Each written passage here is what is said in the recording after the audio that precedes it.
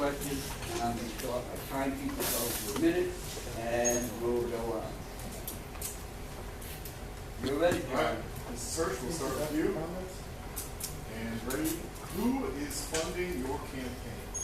Well, my campaign is funded by people who believe in reparations and believe that that's the way to move forward with our city, that we will all benefit. I am not funded by developers.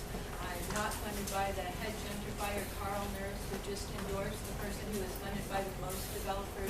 Can't hear. I am funded by the people. I am funded by people who are supporting reparations and want to see a new day in St. Petersburg where there's justice for the Black community. Wow. I'm sorry. I messed up. We were supposed to give every candidate 1 minute to make introduction. And my political director said, hey, do it up again. So, and start off with a minute, and we'll give everybody a minute. And then we'll go back to questions. And you get a minute at the end. You're going to tell me when to start? Start. Okay. My name is Ann Hirsch, and with your vote, I'll be the next District 5 City Council person. I am running on a platform of unity through reparations.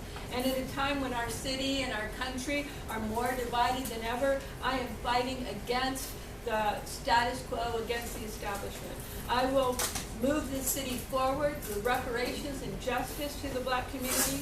We can stop the greedy developers, the crooked politicians, the high-rise condos by uniting with the Black community who has been on the front lines of this struggle for many decades. Together, we can make St. Pete a model of unity in a country torn apart by racist politicians and white nationalist fringe groups.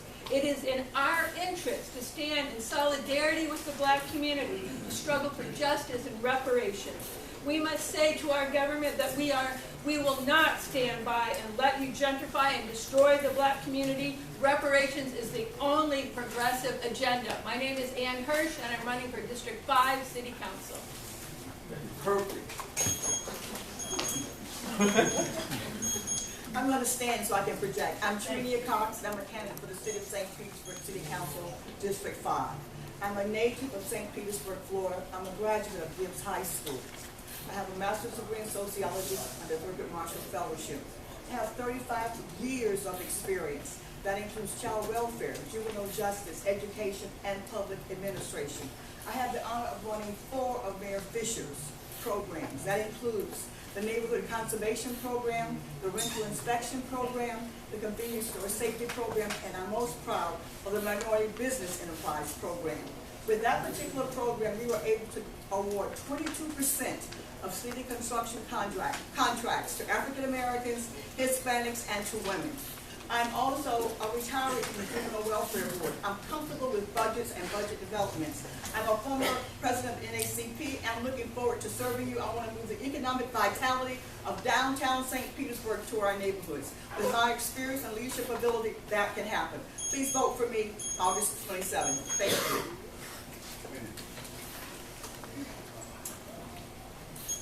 Good evening. My name is Erica Kenyon, and with the support of the people, I'll be your next District 7 City Councilwoman.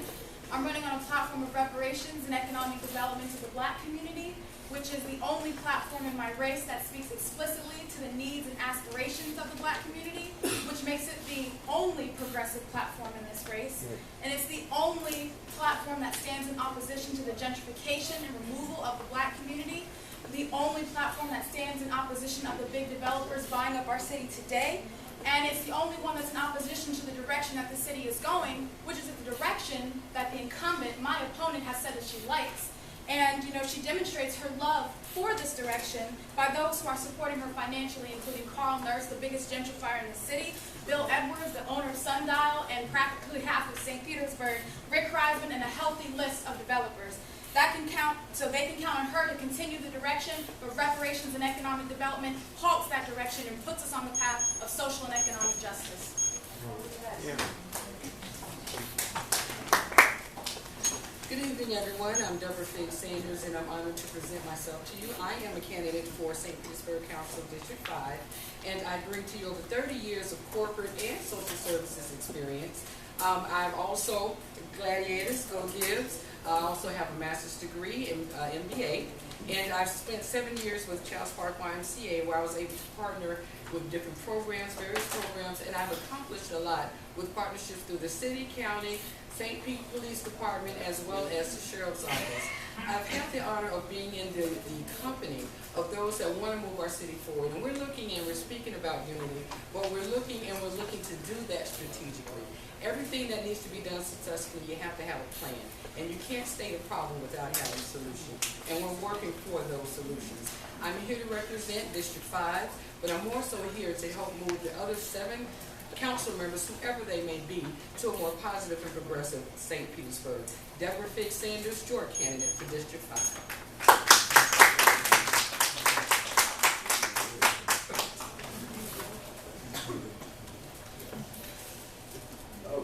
Thank you very much, everybody. Thank you for the invitation. My name is Orlando Acosta. I'm running for St. Petersburg City Council District number 3.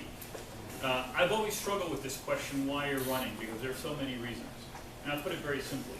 It's time for me to do something. Something, other than just argue on Facebook and argue with my friends and co-workers over what's going on in D.C. up in Tallahassee. What can I do?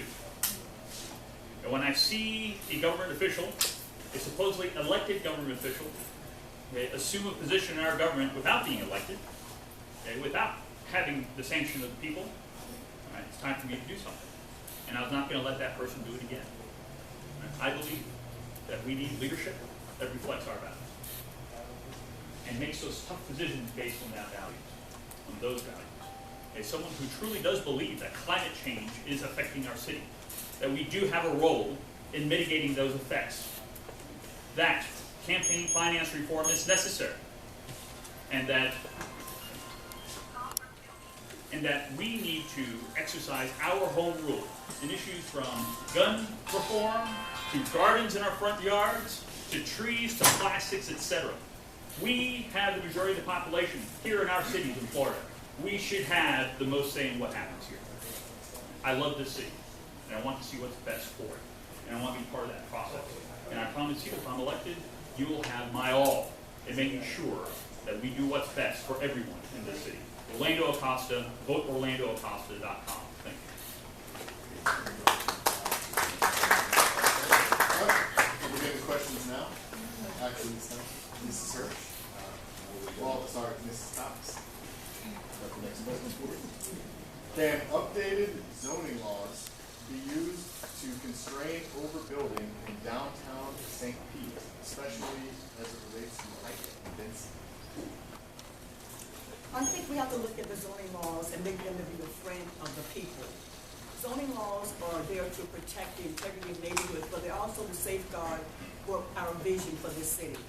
We can use inclusionary zoning laws to make certain that we have affordable housing. We can use those laws to say there will be less parking requirements, and so that people can have more units in which everyone has the opportunity to have new housing. We can also use zoning laws to make certain that single-family homes are maintained in certain neighborhoods. But what's important to understand is that zoning should be a tool of the people to make certain that all income levels have the desired housing that's necessary.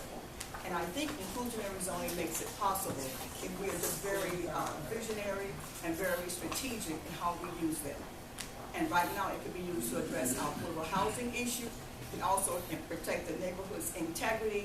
And it can also be used, if you will, to use it for developers to take a look at what they're doing, what they're asking for, and we can safeguard our city by using those proactively so that we can make certain that all neighborhoods and incomes are protected for housing and homelessness. Okay. Ms. Damien? What will you do on day 1 to prepare St. Pete for climate change? Well, in regards to climate change and what this campaign is doing is trying to transform a system that is straining our environment. And that's the reality of it. It's getting down to the center of the problem. What is causing, the crisis within our environment? And that is capitalist exploitation. That is, big money controlling our government. And this social movement fighting for reparations and economic development is fighting for an end of capitalist greed within our city government and making all of the rules, controlling, the policies that are putting strain on our environment. and that, part of our platform is, dealing with the environment, dealing with the sewage crisis, actually investing resources within, our city's budget to fix the sewer system, that the developers that come and build have to invest and allocate resources to build here, that our people are not being taxed, our utility bills are not going up to pay for that crisis. So this is what we're doing, ending capitalist exploitation, building a social movement for justice in the city.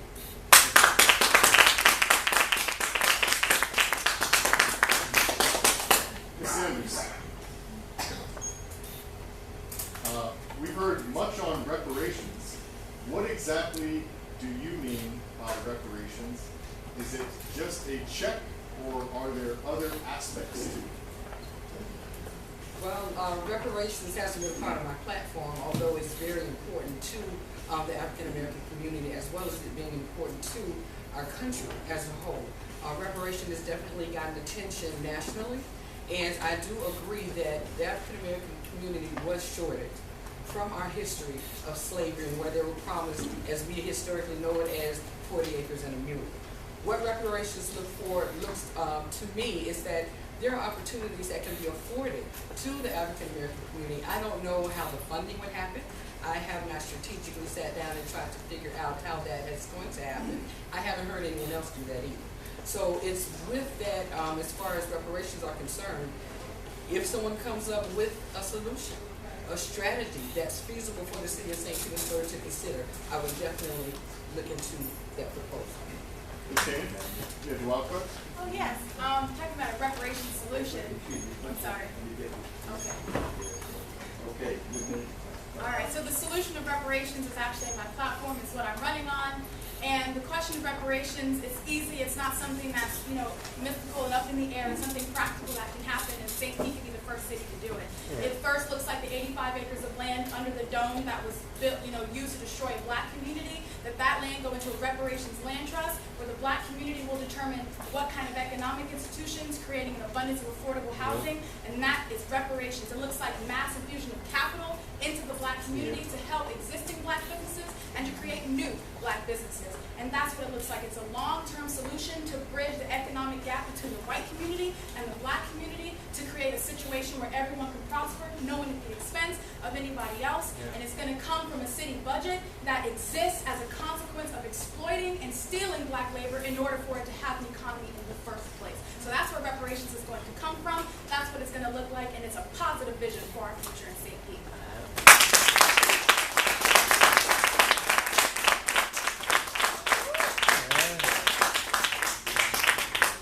All right, Mr. Custer. What are your stances on body cams for the police department? Plural stances, and you have one. Yeah. Hey, it's funny, when I did Leadership St. Pete back in 2015, we got the chance to do a one-on-one with a lot of city leaders. One of them was Chief Holloway. And so one of the questions I asked him, what about body cams? This was back in 2015, so 4 years ago. So we had the incidents over in St. Louis and all these other that, it'd be nice to have some video. At the time, he was against it because you didn't have a full 360 view. You really don't know what the cop is listening to and what's going on behind him, peripheral view. I'm like, okay, well, something's better than nothing, I think. I understand his stance now is privacy issues with anyone else who might be in the camera. Well, a lot of other cities have figured that out. So what I'm getting to is, yeah, we should have body cams. When I, as a citizen, and we as citizens, give somebody the power, the authority to use the ultimate weapon, which is force, right? Not the ballot, but force. Okay. I want to have complete trust in that organization. And if I can put body cams on them, so that if something does happen, I can make sure that that force is being applied wisely in accordance with the law, the way I want it to, then yes, I want that there. And I don't see why the cops wouldn't want it there either. Thank you. Mrs. Hirsch. Ms., in what ways will you ensure police accountability towards citizens in light of recently found abuse? Well, my campaign has a platform called Black Community Control of the Police. And that's what we say will be the democratic answer to this, that in the black community, that the black community should have a democratically elected board to hire, fire, train, and discipline the police. I want to say that I'm appalled by the fact that those police got 2 weeks suspension. I believe that they should have been fired and arrested for assault. Any one of us in this room would have been arrested if it had been us. So black community control of the police is a democratic answer to this very, very horrible problem that we have.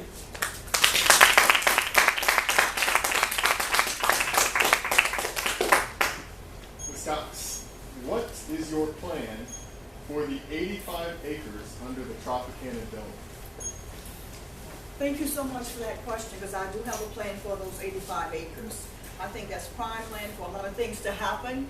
First of all, what we need to have is have a conference hotel placed there, so we can attract other national events to this community, and that brings in an infuse of dollars to this community. That's number one. Secondly, it's in the Innovation District. We need to pull upon Johns Hopkins Hospital as well as USF St. Petersburg, so we can expand those courses so that we can offer programs in these key areas that brings about marketable and gainful employment. I'm talking about marine and life sciences. I'm talking about data analytics. I'm talking about finance services, light manufacturing, and the arts. So we can use that as a thrust for that. It could be an incubator for those who need businesses that's in the community, and it can also be a way to, shall we say, mend and blend downtown with our neighborhoods, because that's been missing. And it might even serve as a healing piece if we can get affordable housing, business incubators in there, as well as opportunity for us to put a nice African American museum there, so it can be a destination location like some of our other museums are in downtown St. Petersburg. Thank you. You're welcome. Oh, wildcard, Ms. Hirsch?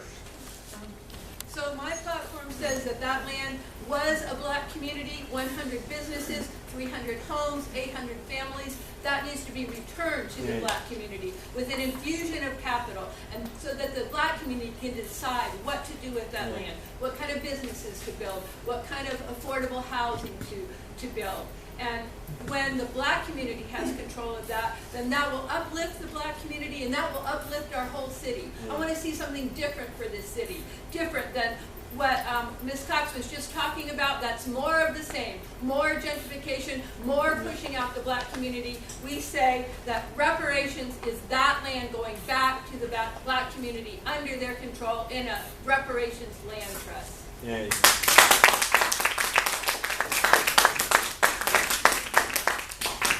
Daniel, are you funded by any real estate developers? To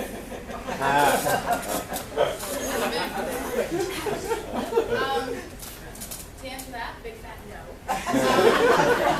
And to just say that, the people that, put resources in this account, this campaign, are people that, from $2 when we go knocking on doors to, $100 to $250, people from all over the world are actually contributing to this campaign. They want to see a reparations city. People like Charles Kravitz, who's a St. Pete businessman who rents offices to ICE. That's in my incumbent's bank. That's in the incumbent's bank account, but it's not mine.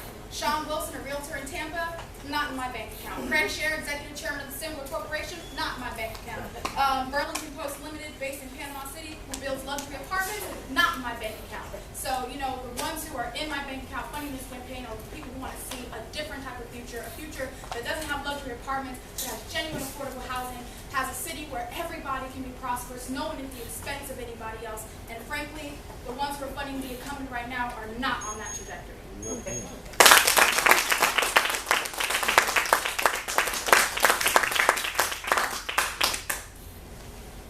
Okay, Ms. Bates, if given the opportunity, will you vote for or against the proposed changes in the comprehensive land plan to allow higher density than high hazard coastal zones? Sure. If given the opportunity to vote for or against the proposed changes in the comprehensive land plan to allow higher density in the high hazard coastal zones. So if I am translating the question, would I vote for the changes, which the changes I'm not familiar with? Which would allow higher density in the coastal areas. Okay, so if I'm understanding the question, you're talking multifamily units, multi-retail. I'm not really sure what they're alluding to in the question. But if you're talking about higher density toward the coastal areas, development during the coastal areas, when we look at the climate change and the climate wall and everything that was going on with development, I think we don't need to approve higher density closer to our coastal areas because of the erosion of our seawall and things that are going on with that. I would definitely need more information to sit up here and say I will or I will not without having that information, because I am the one that actually does research. You can't make good decisions with incorrect or incomplete information. Great, thank you. Mr. Acosta, why do candidates abstain from debates?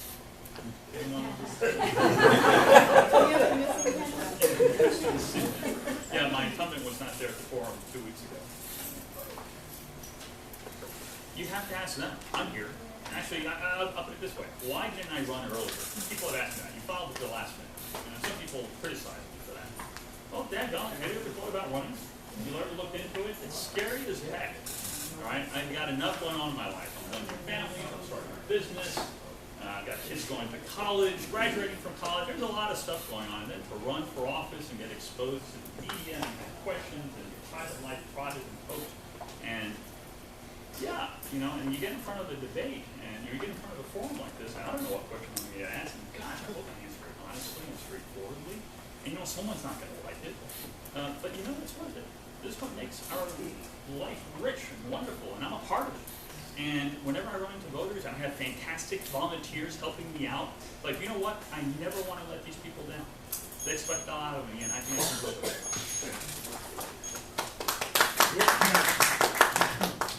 Research. What major contribution have you made for your community? I am a longtime supporter of the Wheeler-Movement. I am a member of the Wheeler Solidarity Movement, and I've been raising reparations for 20 years. I would say that's the most important contribution that I have made to this community. And now this campaign is saying that the city needs to pay reparations to the black community. This city was built at the expense of the black community, and that the labor that went into that needs to be returned to the black community.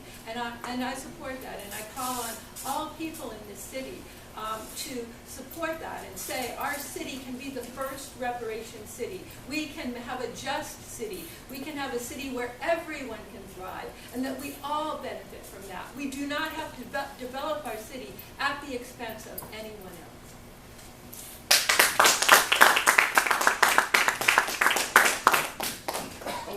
I think I want to use my wild card on that. I think it's important that we outline a history of devotion to social change and community involvement. In 2000, I joined the NACP here in St. Petersburg, Florida, and I was in charge of the Community Coordination Committee. I was vice president, but I ended up being president. And during my presidency, we were able to form a MOU with the Tampa Bay Rays, so that they wanted to do some development. They could use minority contractors. That MOU is still active. It was signed by Sue Sternberg, and we still have that. That's the NACP St. Petersburg under my leadership. We had a multi-urban scholarship, $5,000, again funded by the Tampa Bay Rays. And also during that time, unfortunately, a young man died in Escambia County, Martin Lee Anderson, because they had a so-called boot camp program. And we, NACP, St. Petersburg, and the state NACP closed all of those. I was appointed twice by the governor to faith-based, community-based advisory council, and we provide information and referrals and guidance to them on child welfare and adoption issues. I also trained 200 faith-based leaders to look at how we can best help school readiness and school success opportunities. Mrs. Kenyon? Thank you. Thank you. That was a wild card. You get a minute. Okay, just still a minute, right? No, that's okay. We do fine. Thank you very much. Is there unlimited growth in St. Pete, and can our infrastructure support that? I think that we have the wrong type of growth going on in the city of St. Petersburg, and that right now our city cannot sustain, all the high-rise and luxury apartment condominiums that are going up in the city.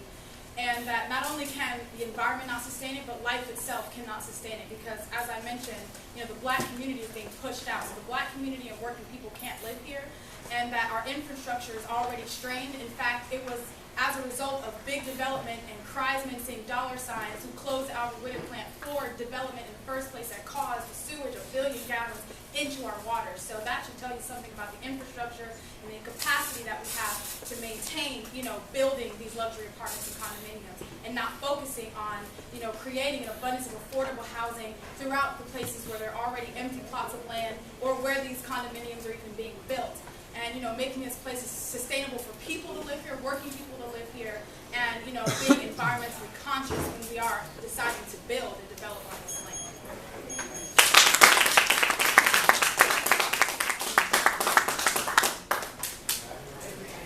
Ms. Biggs, who should pay for the sewage crisis? And it's Big Sanders. Big Sanders, sorry about that. I think everybody is responsible, but again, I am in true agreement that when developers come to the city of St. Petersburg, they should pay their part. That has been definitely part of my conversation. Are we going to be taxed? There may be opportunity for that. Are there opportunities for grants and federal assistance for that? I think we need to definitely investigate that. However, I do want to make sure that when it comes to the financial responsibility of the city, that everyone has an input as to how that should be done. Whenever you manage a large-scale budget, there's room from everywhere. You can move one from another that I've actually found that we do quite well in the city of St. Petersburg. And we actually need to find those resources within without taxing our citizens of the city. But I would definitely think that the developers would also like to play a role, as well as those wishing to invest in our community. Take a couple minute break and let that group that's over there making all that noise